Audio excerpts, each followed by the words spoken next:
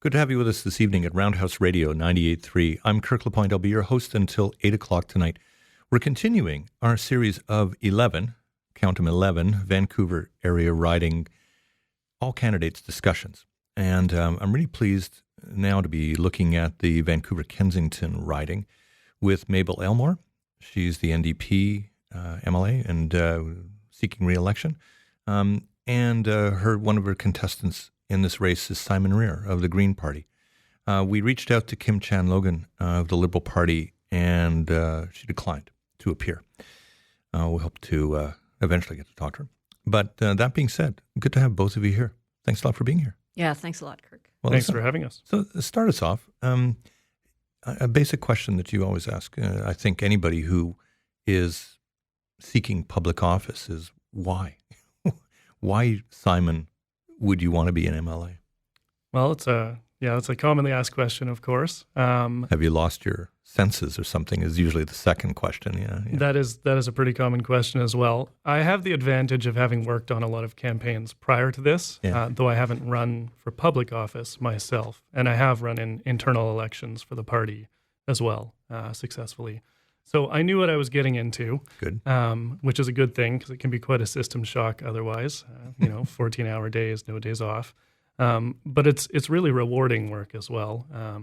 I got into this because I wanted to engage in civic duties more often and in a more pronounced way, perhaps than the average person.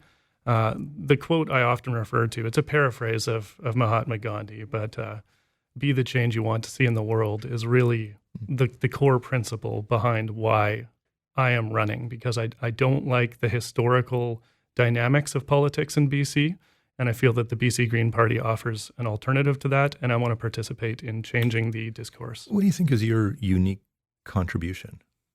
Well, I have a background in ethics and philosophy, and I think for all the derision that philosophers get for the applicability of that form of education in post-secondary, I think that's actually precisely what the BC legislature needs right now, and I think I can bring that to the table. Yeah, I teach journalism ethics, and believe me, I get lots of jokes about that too.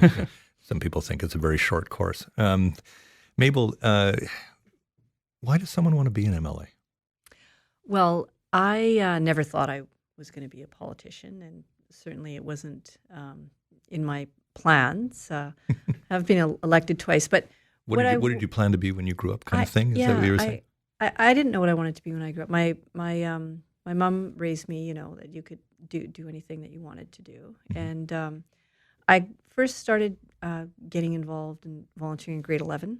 Then in my social studies class, they were talking about apartheid in South Africa, and I thought that was wrong. So I started getting involved against racism and just continued to volunteer in the community. I enjoyed helping people. That was my passion. Yeah. And to really, I thought that our world could be a better place. That was my belief. And so it's the social justice piece that really drives you in public life? That's my passion to help people. And I think that, all of us are created equal, and that I see a lot of potential in people. Yeah. And so I like working to support that. I ran, when I first ran in 2009 as a candidate. My mother told me, why do you want to do that? My parents are not political. And, I didn't grow up talking politics or anything like that. No, she said, you shouldn't do it. Don't do it. It's a bad idea. Why, and by the way? So she just didn't, we weren't a political family. Just mother's instinct. Huh? Yeah. And I said to her, I talked to my cousin, and I said to my mom, well, okay, it's not really me. I'm going to blame you, because my grandfather, her father, was vice mayor of her town. So I said, in the Philippines. Oh, yeah. And so I said, it's in my blood. What can I do? Well, it was. Right? So there you go. And since then, Case closed. Scientific evidence. So both my parents are very supportive. Yeah. Yeah. Of I had course. a lot of support from my family. It does take that whole support system, right? So Simon, do you have friends, family, everybody who's kind of calling you every so often, making sure that you're, eating a lot of protein and sleeping well and that kind of thing? Yeah, of course. The support of the community and the support of family is key to running a campaign. I'm the only child of an only child from a low-income background. Yeah. I'm actually technically below the poverty line, even running in this campaign. Good for you. and have an invisible disability as well. So I'm not really your typical demographic for old school politics, but I think that people like myself need more representation in the legislature.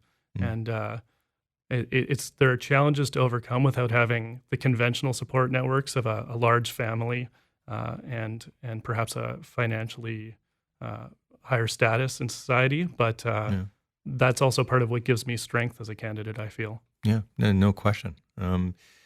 What are you both hearing out there in the riding at the moment? Wait, start us off here, Mable. Been knocking on a lot of doors. Yeah, I'm sure. Talking to a lot of folks. And I know Simon and I were talking that the issue of housing affordability is kind of top of mind for people. And so these are homeowners I'm talking to, and parents, grandparents, and they've got a home, but they're concerned about their kids and their grandkids, right? What's the future? How far they're going to have to drive to see them. Right. Yeah, for their kids, being able to have a future in the city, work in Vancouver and have a home where they grew up. So that's an issue and a concern. And also in terms of general issue around affordability. Yeah. So housing is high cost. And then families got young kids, childcare is really, I think the average, I talked to a couple and they're paying $2,000 for their two kids. And so the mother was telling me, does she want to work, right? Right. Because it's, but she wants to get out and she's got her career. Of course. Yeah. So these are some of the pressing issues and also what the BC NDP wants to address. We can talk about what your parties respectively want to do about these issues, but Simon, which ones are you hearing about? Well, we just came from a debate at Sir Charles Tupper School, high school in Vancouver-Kensington, and the students there were very engaged, which is really encouraging to see. But of course, one of the things at the top of the students' minds and the teachers and the community as a whole is education as well, and that's a huge concern for the community as well as across BC. And there's been a very confrontational dynamic between the incumbent Liberal government and our teachers and our school boards and our education system.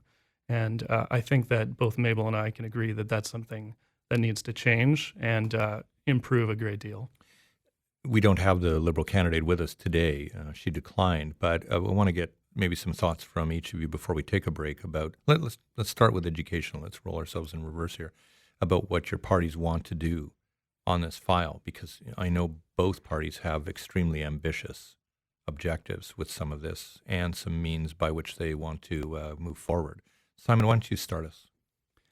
Yeah, so one of the key principles to the BC Green Party education platform is a concept of lifelong learning. And it's integrated into other aspects of the platform like childcare and healthcare, because policy issues aren't divided in separate cells like that. There's interplay between all policy issues. And lifelong learning as a core principle to our education platform is the idea that people start learning from a very young age, which is why we are trying to start government-funded programs that encourage learning at ages as young as 3 and 4. Yeah, a few weeks, a few hours a week. I mean, in a setting of some sort. Yeah, exactly. And as you know, our party leader Andrew Weaver is a scientist, and as such, he's very big on evidence, and the evidence is very strong that those are the formative years and set the stage for an individual's learning throughout their entire lives. So that's something we're really focusing on.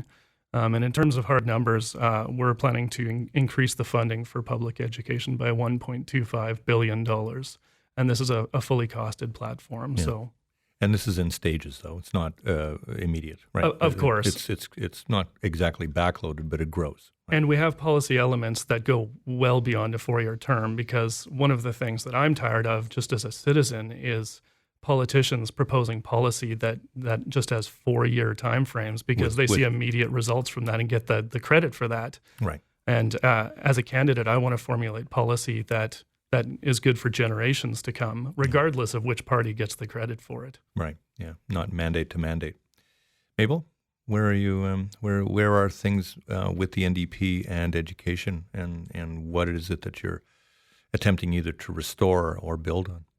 Well, for my 2 terms, it's pretty much been 8 years standing with parents and teachers and students fighting back against school closures and inadequate funding and resource teachers being cut, schools losing music programs, this type of thing. So that's been the record of the BC Liberals in terms of the underfunding to our public education system.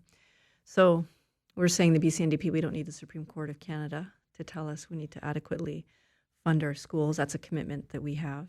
And so concretely, we're going to put on the table $30 million to make sure that we have adequate supplies in our school systems. Right. We don't think it should be the task of parents Mm-hmm. fundraising their political, their parent advisory committees having to sell pizza. Seems like it's been a generation of doing that. Yeah, A every whole Friday, generation. or all parents have to buy a couple brownies every week. Mm-hmm. We think that kids should be entitled to have school grounds, right, and not depend on if their families are affluent or the neighborhood's affluent to be able to afford that. It's a big priority for me that we seismically upgrade our schools. We need to make sure that our kids are safe. So that's a big priority. And adequate funding in terms of supporting public education. Yeah. It's a good place to take a bit of a break. We have a good long conversation, I think, still ahead of us. But I want to take a break here and come back and talk about these other two issues, childcare on the one hand and affordable housing on the other, two really critical issues for the riding of Vancouver-Kensington. I'm in conversation with Simon Rear of the Greens, Mable Elmore of the NDP, and you're listening to Roundhouse Radio 98.3. I'm Kirk LaPointe. We'll be back in a moment.